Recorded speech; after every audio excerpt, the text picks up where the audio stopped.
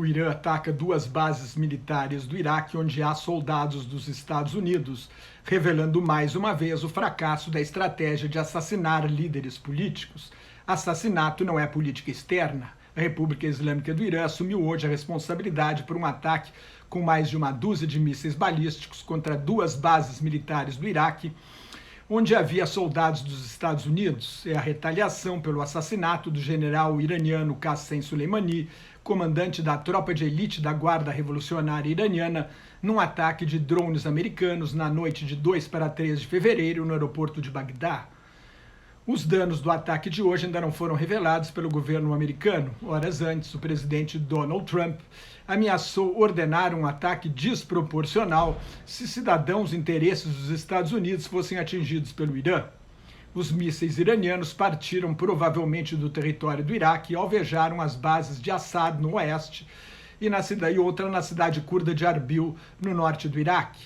A bola volta agora para a quadra dos Estados Unidos. Depois do ataque iraniano, os preços do petróleo subiram 4%. O ouro, para onde foge parte do capital em crises mundiais, atingiu a maior cotação desde 2013. A expectativa agora é qual será a próxima reação de Trump. Como será o novo ataque americano? A principal lição do bombardeio contra o general é que assassinato político não é política externa. Ninguém pode negar a longa lista de crimes atribuídos a Qassem Soleimani, mas sua morte foi um ato de guerra que pode ser considerado terrorismo.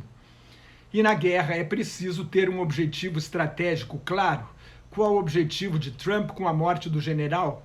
Hoje, os soldados e civis americanos estão menos seguros no Oriente Médio, ao contrário do que alega o governo Trump.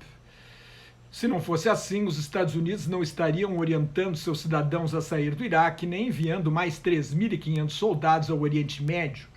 As primeiras forças da divisão aerotransportada de Fort Bragg, na Carolina do Norte, já chegaram ao Kuwait. É uma tropa de elite de paraquedistas que vai na vanguarda das intervenções militares americanas, junto com os fuzileiros navais.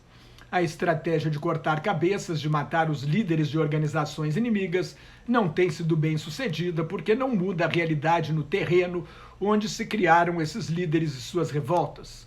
O assassinato de Soleimani, o mais importante comandante militar do Irã, segue o padrão que levou à captura e morte do ditador iraquiano Saddam Hussein, do terrorista saudita Osama Bin Laden, chefe da rede Al-Qaeda, e do terrorista iraquiano Abu Bakr al-Baghdadi, o califa do Estado Islâmico do Iraque e do Levante.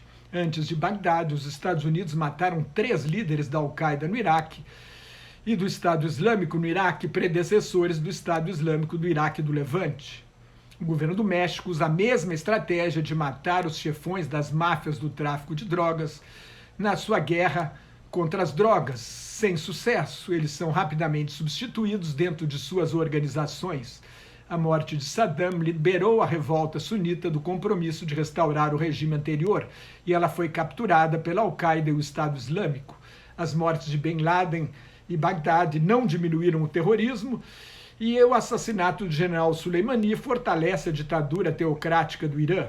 Em 2019, houve mais de 4.200 protestos contra o governo do Iraque, duramente reprimidos em outubro e novembro, com mais de 500 mortes. Uma das razões do protesto é a crescente influência do Irã sobre o Iraque, que agora só tende a aumentar, especialmente se as forças dos Estados Unidos forem expulsas do país.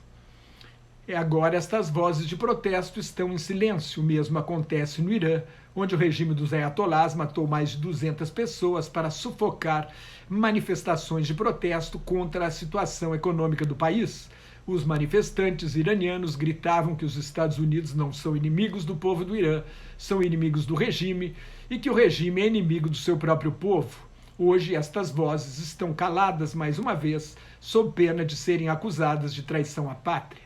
Se os Estados Unidos saírem do Oriente Médio, a inteligência de Israel considera inevitável uma guerra com o Irã. A República Islâmica adverte todos os países que têm bases americanas de que podem ser alvos. Trump, que se elegeu prometendo acabar com as guerras eternas, acaba de iniciar ou de escalar uma guerra com o Irã. Se não derrubar o regime fundamentalista iraniano, é provável que o Irã faça a bomba atômica.